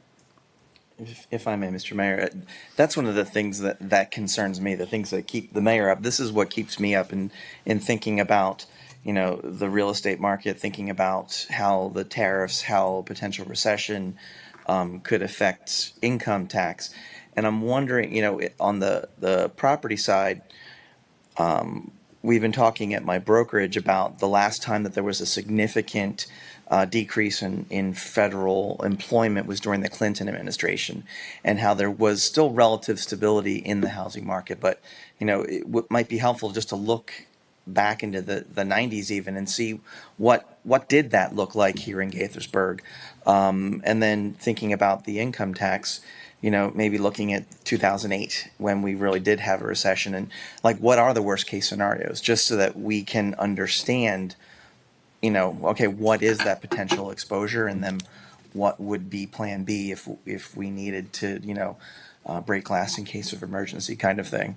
I think those are good points. And like, when I think about income tax, the recession, I lived through the recession in a different community where the impacts were much more drastic. Whereas if we were to go back, and we have looked at that, there used to be more stability in this market given the federal workforce, right? So wages would still be growing in this part of the country where they were contracting elsewhere. Employment counts, unemployment would be decreasing in this part of the country where, you see skyrocketing numbers elsewhere. So this is a little different than what we've seen. Even I think if we go back 20 years, I don't know if we've experienced something like this. And then it's hard to know what's going to stick and what's not going to stick through the courts. So there's not actual roadmap, but there are breadcrumbs there, right? And we certainly look at those. But, the income tax didn't contract as much as what I would have expected when I looked at the recession impact. And the recession impact was 2 years later here than it was where I was at the time, for example. So it's a bit different. Yeah, I mean, I'm already hearing through some of my federal contacts that they're not expecting a COLA increase for the federal government this year. So that in itself, keeps those numbers a little suppressed. Yeah. Also, even after the volatility dissipates, there's still a recovery of wherever we went. That could be, who knows what the time frame looks like on that. We appreciate your support of our conservative budget that, hopefully we don't need to pivot in the coming years, but we will be prepared to do so. Thank you. All right. Yep, sorry, do you want the mouse too? No, it's okay. Okay. Well, just a camera. So, good evening. I'm here to present the capital improvement plan. Let me see, get situated here. There we go. Really 3 parts to it. I'm going to hit some brief highlights of what we've done in FY25. I'm going to mention some of the projects that you're going to see breaking ground in FY26, even though they may have been improved in past budgets. And then the main part of the presentation is to talk about the new projects that are being introduced into our 5-year capital improvement plan. Before I get to the projects, I think I should mention our focus in Public Works right now is effective project delivery. It's a strategic priority for me as a new Public Works Director. It includes accurate scheduling and cost estimating, advanced planning, creating and following master plans for our CIP program, additional staff training, and really in our day-to-day work, identifying and anticipating potential obstacles so that we can remove them, work around them, or sometimes work through them. So with that, we'll hit these are FY25 projects that we recently completed. Just around the corner here, new traffic signal improvements at Diamond and Summit includes pedestrian safety improvements, ADA ramps at all 4 corners right here in Old Town. Some roof replacement projects at 3 locations, Activity Center, our Public Works building over on Rabbit Road, and at the Manor House. We finished the 5th and final year of our LED streetlight program. That was finished in October of last year. This converted 3,800 streetlights at a total cost of $2.7 million. And this project has been very well received by residents all across the city. Surface improvement program, also very well received by residents. Our total budget is $2.4 million, and we typically spend every dollar of that in the surface improvement program. This year, we've done work in Diamond Farms. This is Dosh Drive. We did all of Kentlands Boulevard, and we're currently completing FY25 work in the Wesley subdivision. Some parks projects. We did the Lakelands Park playground equipment upgrade that you see here on the screen. We also finally finished and opened up the new turf field at Kelly Park, which is now part of the Harriet Tubman Elementary School. The next final phase for that is to install the athletic lighting at that park. So pivoting to FY26 planned projects. Again, these are in the budget, previously approved, but you're going to see these projects break ground this year. Crown Farm Park is in design. That should be breaking ground towards the latter part of FY26. Bloom Park Trail, that design is complete. That project's going out to bid soon. The Borough Park Futsal Court, that is in design right now also, will be breaking ground later in FY26. And then lastly, the Walter Park renovation. That is just going out for design now, but should get started for construction towards the very end of FY26. Staying in FY26 planned projects on the infrastructure side, of course, the Russell Avenue improvements, very important. That should be under construction in the fall. Quince Orchard Boulevard is a shared use path and essentially a rebuild of Quince Orchard Boulevard. That's had some obstacles and some delays, but that should be going out to bid this summer with construction starting in the fall. Conservation Lane shared use path. This is a smaller project. It's in design right now. That also should be breaking ground in FY26. And then lastly, on the pedestrian safety side, Washingtonian Boulevard, that project is improvements to, there are 7 existing crosswalks. We're doing pedestrian safety improvements, some RFBs and related facilities out there on Washingtonian Boulevard. Traffic signals, more of them. Russell at Watkins Mill, that's under construction right now. That'll be finishing up in early FY26. That's a new traffic signal. Russell at Christopher is an upgrade of an existing traffic signal. That is out to bid right now. And then lastly, the Old Town at South Summit. This isn't breaking ground in 26, it's in design, but then construction in 27, which it will roughly coincide with the planned finish of the 12 South Summit building renovation. Which, transitioning to facilities projects, our number 1 CIP project is the 12 South Summit Avenue renovation. Several weeks ago, you heard an update from our architect. That is well underway, making good progress. Several other facilities projects this year, the Old Town Parking Garage elevator that replaces 3 existing elevators in Old Town Parking Garage. We're replacing the Public Works fuel facility. And then lastly, the Community Museum office reconfiguration. So turning to new projects, these are projects that are being introduced now for placement in our 5-year CIP. And for each of these, I mentioned what it is, the schedule of what year, and the estimated cost at this time. There are 12 of them, so I'll go through them fairly briefly, but feel free to stop me with any questions. Main Street sidewalk improvements. This is primarily a maintenance project. It covers all of the areas highlighted in yellow along Main Street. Very important, busy corridor, commercial events, high pedestrian activity. The sidewalk, as you can see by the photos, has reached the end of its useful life. So, question, since it happens to be my neighborhood, how are you going to be completely replacing the concrete? Is that Yes, the plan? from building to curb. So when the first section of Live Works were built on Main Street near the pavilion, the downspouts were connected to French drains underground, and then for some reason the remaining section was not done that way. and that results in a lot of ice on the sidewalk in the wintertime. Are we going to fix that? Are we looking at Yes. that? Yes, we've actually already started looking at that on Main Street, and there is a mixture of approaches that we're taking, and we intend to address that with the project. All right, that's wonderful. Thank you. Excellent. So let's see, FY26 project, $500,000 for Main Street. Require extensive public outreach, working with the businesses and residents that abut those improvements. Safe Routes to School Phase 1. As you may recall, we did a study of safe routes at 3 schools, Gaithersburg High, middle, and elementary schools.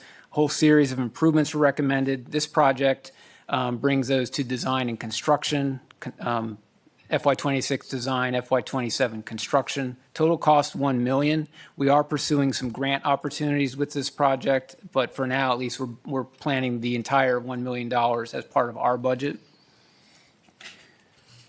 Old Town parking garage repairs. We did a study, a structural assessment in 2024, identified a number of improvements. This takes that into design in 26, construction in 27, total cost of $1.1 million. Pavilion assessment study. So this is in line with do a master plan, get a series of improvements to program in the future. It's a structural assessment of pavilions at 6 city parks. FY26 study, $110,000, again, to lay out the program for future repairs and possible replacements of some of our pavilions. Activity Center metal roof replacement. So this replaces only the metal roof portion of the Activity Center. We did the flat part of the roof this year. This covers the rest of it on the red part that you see in the photo there. That is also approaching the end of its useful life. A 2024 inspection identified issues, recommended it for replacement. This is design FY26, constructed 27 at a cost of $785,000. Staying at the Activity Center, the fitness zone renovation. These are improvements to modernize the fitness zone and make it more accessible. This space was originally built as a cafe. The project includes upgrades to the HVAC system, doors, windows, flooring, lighting, and ceiling. Design in FY28, construct in 30 at $181,000. Staying at the Activity Center, the entrance upgrade project. This is a renovation of the entrance area, the lobby area, and the front desk. Includes door replacements, accessibility improvements, security, lighting, signage, flooring, ceiling, and furniture. The intent here is to create more space, make the Activity Center more welcoming, and really just a better customer service experience at the Activity Center. This is design in 28, construct in 29, $460,000. Last project at the Activity Center is the welcoming artwork. The current hanging banners, which you see in the middle photo there, are getting quite worn out and outdated. The new suspended artwork would highlight Gaithersburg quality of life is what we have in mind. We would procure this through a call for artists. Design would take place in FY27, install in FY28 at a cost of $60,000. Turning to our lighting projects, we have 3 that I'll mention briefly. First is at Robertson Park, is the sports lighting at the existing synthetic turf field. This lighting is 42 years old and at the end of its useful life. This is FY28 construction at $445,000. Next park is the Lakelands Park sports lighting upgrade. And this would cover all 3 of the fields that you see there, the 2 ball fields and the synthetic turf field that gets heavy use. So this is an FY29 construction at a cost of $1.2 million. And the third and final lighting upgrade is at Kelly Park Sports Lighting Field number 3. Again, replacing existing metal halide lighting with LED. It's an FY30 project at a cost of $480,000. Hey, Brian, what's the status of the lighting at the synthetic field at Kelly Park? That is in design, and we're working with the school on setting up the easements needed to be able to install and access those. And we have the quote, it's ready to go. That would be in calendar year 25. Our intent would be to move forward with those. Okay, great. Thank you. Last new project is on the software side, the Public Works at ViewWorks 2.0 upgrade. So ViewWorks is what Public Works uses as our service request and work order management platform. So very important to us, very heavily used. ViewWorks 2.0 is a significant update. This item provides training, configuration adjustment, addition of a facilities management module that we currently use another software for. So we're excited about this in Public Works. We've already started rolling out some of the prep for it. It's an FY26 implementation at a cost of $61,000. So I have stormwater next, but I'll pause there on CIP and be glad to take any questions. Go ahead, Lisa. Brian, you said at the beginning, and you said it better than I'm going to say it, that you're doing enhanced ways of managing these rollout of these projects. Can you talk about that a little bit? What's changing? What's enhanced?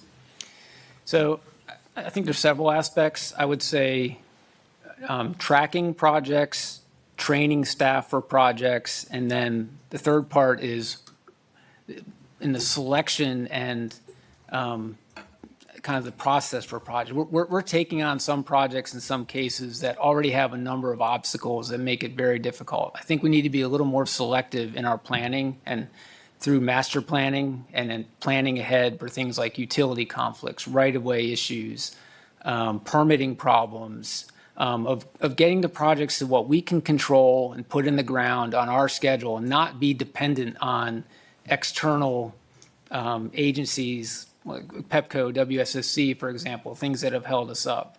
So a combination of things to help us move projects and get shovels in the ground quicker. I think we're starting to see that a little bit in FY25 and 26. We want to continue that. All right, good. Thank you. I feel your pain. Brian, is the upgrade with ViewWorks, is this one of the platforms that's being evaluated for the CRM functionality as well? Yes. Okay. Maybe there's an economy of scale if we can. What does the software allow direct, like resident reporting of something that's wrong? Is that one of the features of this software? It is a feature. It's not currently turned on. Right. So it's actually now, I think some staff in your department will take a call or an email, and sometimes it goes in the system and sometimes it does. Right. So we've had I've tried to really push forward an optimizing use of existing software.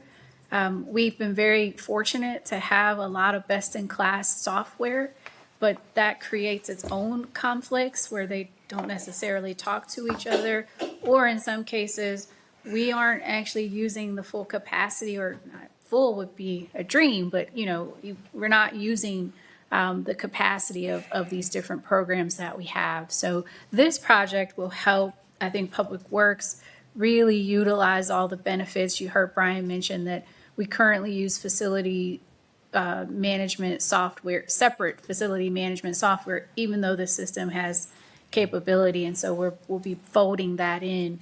It's one example of us trying to optimize use of existing programs that we've already invested in. Will we recognize revenue? Will we recognize software maintenance recovery if we stop using for any software, but specifically for the second facilities management? Are we paying like annual maintenance on that? We are. Okay. All right. That's good news. Yes, it is. It made the presentation to the CIP committee go well because they talk about recovery of revenue. Yep. All right, thank you, Roll Brian. to Yeah, stormwater? go for it. Okay. I knew this was last, so it's fairly brief, just several slides, just an overview of our stormwater fund. So, my stormwater notes here. So stormwater management is part of environmental services in the Public Works Department. We have 8 full-time staff and 1 part-time intern funded by the Stormwater Fund. FY26 overall budget increases by 25%, with the majority of that being in capital projects, no new staff, which I will show you some of those projects in a moment. But first, some highlights of things we've done recently. The Christopher Avenue outfall is a 108-inch corrugated metal pipe that goes across Christopher Avenue, which is just beyond the top of Bank in the photos that you see here crossing Christopher Avenue. This is a major repair. It was identified, environmental services worked very quickly to get that restored. They did a really good job with that. Next project, the Headwater study. This is important. This was a study that was complete, but again, it's more of a master plan to lay out a series of projects for our future CIP programs. The Lake Placid shoreline armoring, which you see the photo there, that Lake Placid is in front of the county public safety building off of Edison Park Drive. Contractor did a really nice job with this. And then lastly, this year, MDE received a finding of being in good standing with our MS4 permit. Basically, we discharge water from our facilities into receiving waters, lakes, streams, rivers, and we were determined to be in compliance, which is great. We have to do that every year. It's important. So I'm sorry, Brian, you say they come and re-review it each year? yes. Okay, Yeah, we get our permit renewed every year. thank you. So FY26, just hitting the highlights of significant changes here. Operating went up 25% to 3.2 million. Several of the new drivers of that. There's a new planning study for a dam breach analysis in there for 250,000. We have 100,000 for invasive species management. We're doing a stormwater program fee study. That's really good to do every several years to assess your current stormwater fee to make sure it's in line with your program. And then we also have additional plan review services from the Soil Conservation District for 45,000. On the capital project side, this is where you're seeing the majority of the increase, 36% up to 4.9 million. Implements projects from the Headwater study. That's a total of 1.9 million. There's a total of 7 projects in the Headwater study. We're hitting that right away and spreading those projects across FY26 to 30. Those are detailed in your agenda packet of what those are. Basically flood control and water quality projects throughout the city in different basins. So we're excited to be able to get that going. Material storage base shelters. This is at our Public Works compound. These are those essentially block enclosures. There's 13 of them for storing of aggregate, sand, and various other materials. The dual benefit, we contain that and prevent it from running off in the waterway, but it also helps us look better, operate better, and more organized public works yard. And then lastly, the Bloom Park Pond Maintenance, that's a dredging project, pond embankment, that's for 300,000. That combined with the Bloom Park Trail is really gonna make that whole area a lot nicer when that's finished. So that's a brief overview of the stormwater fund. I think Brian, that's it for my is part. the city responsible for the dam that is, I guess it's adjacent to Victory Farm Park, kind of down the hill from Forest Oak Middle School? I believe so. stream? The one Okay. you're, Okay, I'm thinking of the one you are. When in seeing the dam breach analysis, it reminded me of an offhand comment that my wife made. They were on a walk back in the park there, and just kind of commented offhand that dam seemed like it was not in the best of shape. So wanted to highlight that for you if it wasn't already on your radar. That part of that probably should be looked at. Okay, appreciate that. We'll check into it.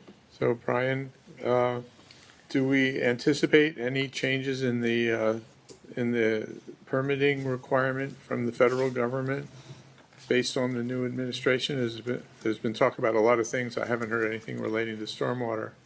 We have not heard anything yet that would affect anything we do, any of the rules that we have. So we are closely monitoring it.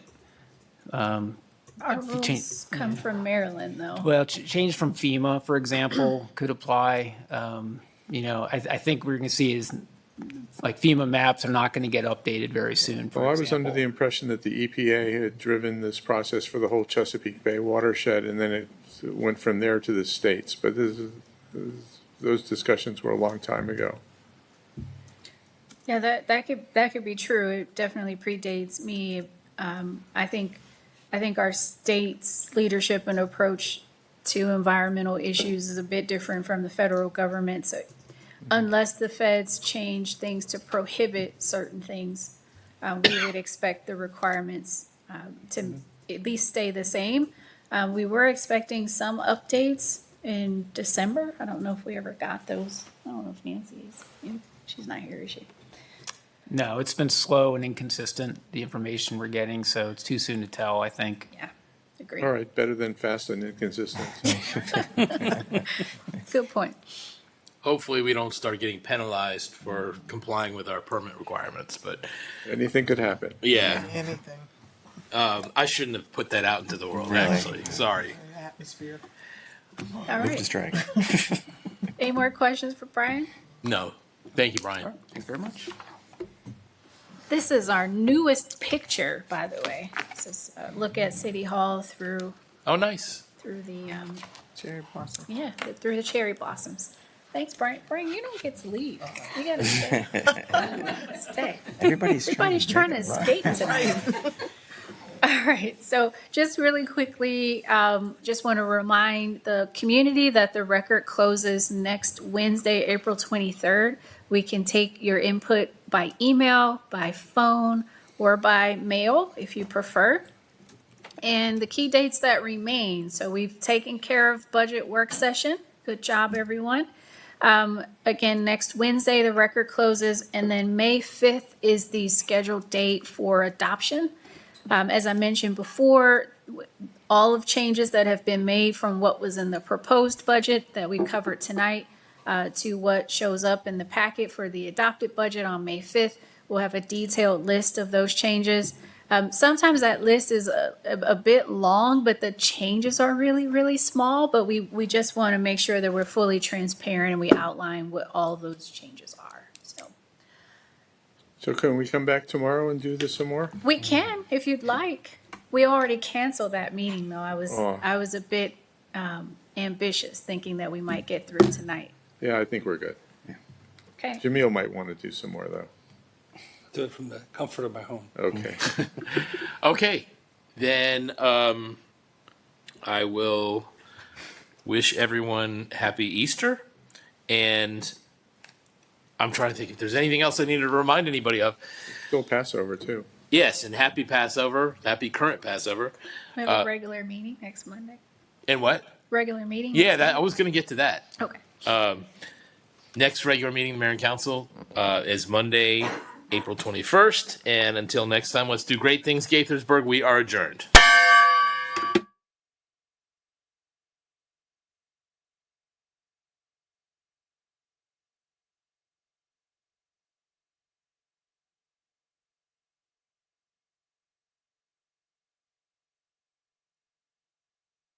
Recording stopped.